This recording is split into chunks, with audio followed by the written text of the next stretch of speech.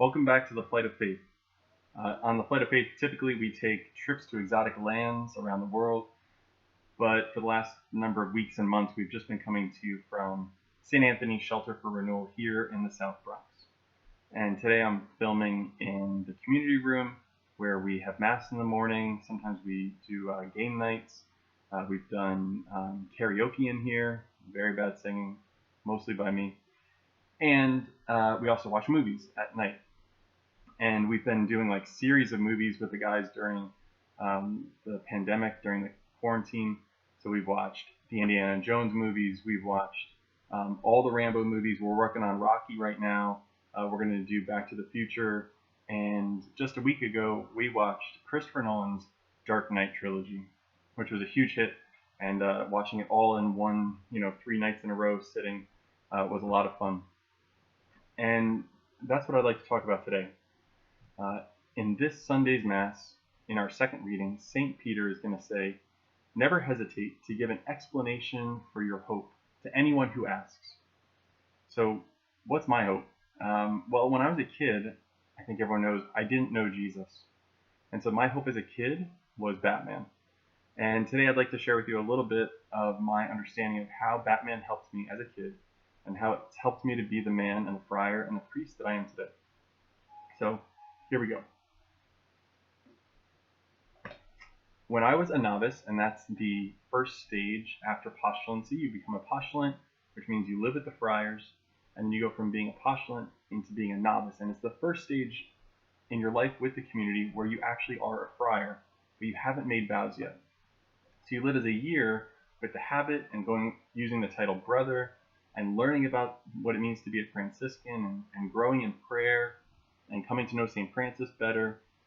And at the end of that time, you make a time of preparation for vows. And that retreat time we made was with one of the founders of our community, Father Glenn Sedano. Towards the end of the retreat, Father Glenn asked my classmates, me and my classmates, about what we wanted to be when we were little boys. Did we imagine ourselves being Franciscans when we grew up? Or maybe something else? Well, we started going around the circle, and one classmate said, "I wanted to be a firefighter when I grew up." Another said, "I wanted to be an astronaut." They got to me, and I said, "I wanted to be a crime scene investigator." And everyone's eyebrows went up, like, "That's what you wanted to be when you were a little boy?" And I was like, "Yeah." And it went on to the next person, and they said, "I don't know, I wanted to be a cowboy." And I said, okay, wait, come back to me. The reality is, when I was a little boy, I wanted to be Batman. And that's why I said crime scene investigator, because that's something Batman would do, kind of CSI kind of stuff. And as the words came out of my mouth, everyone looked at me and they said, "Brother Luke, you did it. You are Batman." And I was like, "What?" And then it hit me. Oh yeah, I have my identity before I became a friar and the name I used then.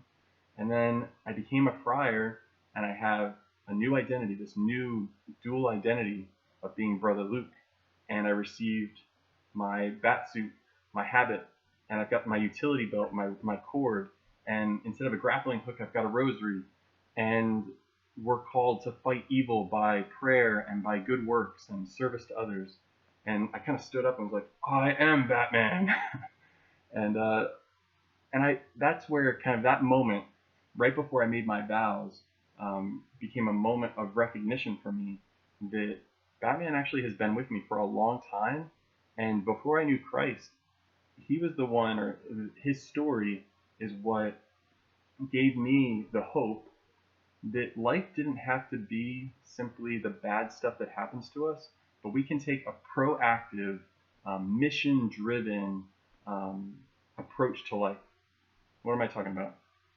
From my experience, when I was 7 years old, my parents asked to speak with me. I remember my dad was standing on one side of me, my mom was standing on the other, and I can remember exactly where I was standing when they told me that they were going to be separating. They weren't going to live together anymore. My legs went out from under me. I fell to the ground and just started crying almost instantly. And it felt like something in me had died. I don't want to be over dramatic about it. It's really what happened. That's really how it happened. And it really was a suffering, a feeling of death. And I know all of us, we each have something like that in our lives that has happened to you. Perhaps you want to think of what that is for you right now. Well, that year was 1989. It was the same year that Tim Burton's Batman movie came out, starring Michael Keaton. And I went to see that movie. I remember specifically with my aunt and uncle going to see it. And just afterwards, I remember the next day sitting in this window of our house and just thinking about the film over and over and over again, about this story about this man whose parents died, and he dedicated himself to a selfless life of mission to prevent that same evil from happening in the lives of others. And in the coming year, I started reading comics, and especially at that time in the late 80s, early 90s, um, comics were kind of dark again and gritty, and the stories were trying to be very emotional, and I loved it.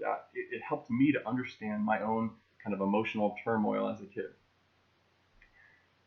This is what Bruce Wayne, by candlelight after his parents' death, he swore to a life of mission. He said, I swear by the spirits of my parents to avenge their deaths by spending the rest of my life warring on all criminals. And you know, he's just a boy when he makes that promise, and then he sets out as a young man, as is so well depicted in Batman Begins and Frank Miller's Batman Year One. He sets out to study, to train his mind. He becomes a scientist, it shows in the old comics. Now we see him training with Henri Ducard in the comics, studying to be a detective. And at least in Batman Begins, he goes off to where they say Ra's al Ghul, or in the comics we would say Ra's al Ghul, and the League of Assassins, or in the Batman Begins, the League of Shadows. And he trains, and he prepares his body, and he prepares his mind, and he learns discipline to be able to fulfill this mission of helping others.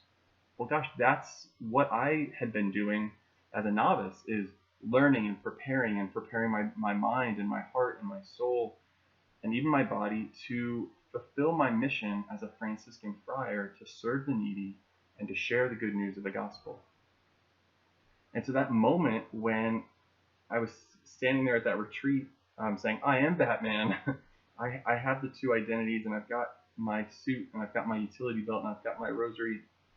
It all came together, and I realized Batman was the one who kind of accompanied me when I was a boy, in some ways prepared for my encounter with Jesus when I was 15, and when I was 16, learning that my mission was to become a priest and a Franciscan friar.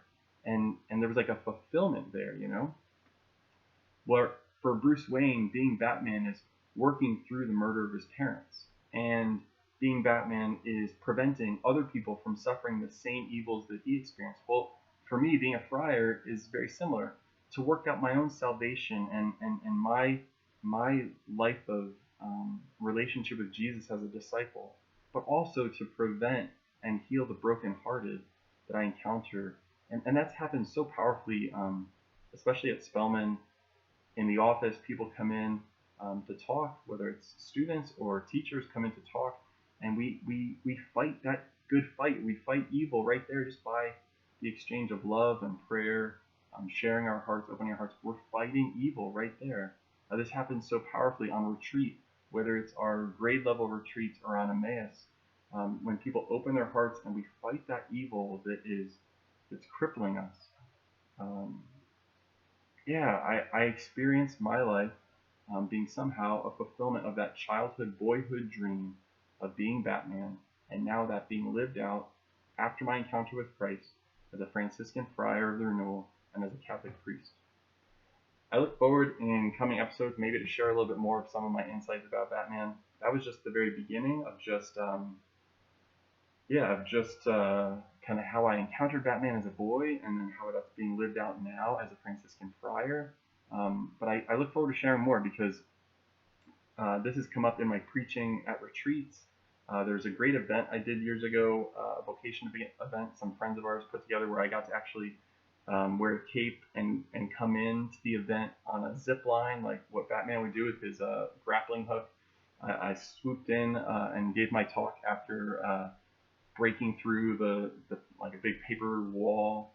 It was awesome.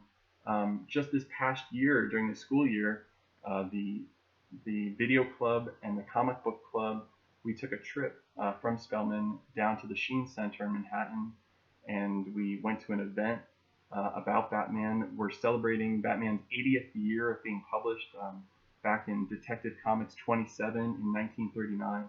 And it was so much fun to go with students on the subway into Manhattan, into Gotham, into our Gotham, and to go to this event about Batman. And there was creators of the comics and people commenting on the comics that day. It was awesome. And the movies, they were commenting on the movies too. So looking forward to sharing more about Batman in the future. I would just share this one last thought, and it comes from this Sunday's Gospel. Both last week and this week, Jesus has been talking about the Father and the Father's house and the Father's dwelling place. He's both talking about the Father's house, this place he's going to prepare in heaven where we will one day dwell, but he's also talking about the dwelling place of our hearts that the Father wants to come and live in today. And we can think of Bruce Wayne. Where did he live after his parents' death? Where he didn't see his parents, he didn't see his father with his own eyes anymore because his father had died, but he lived in his house. He lived in his Father's house. And that was important. There's many scenes in the comics and in the movies where Bruce looks up at the portrait, the painting of his parents, and he looks at his father. Christopher Nolan depicted this so well with Thomas Wayne in Batman Begins. His father was a virtuous man who cared for the poor. And in many ways, that drove Bruce's own identity and who he is. It's when we know the Father, when we embrace the Father, God the Father, even our own fathers, but when we embrace God the Father and we embrace him and take him into our lives and we invite him into our hearts and we let him have his dwelling place there, then we truly live in his house, members of his family, and we can live out the mission given to us to live. God bless you, and I hope you have a great weekend.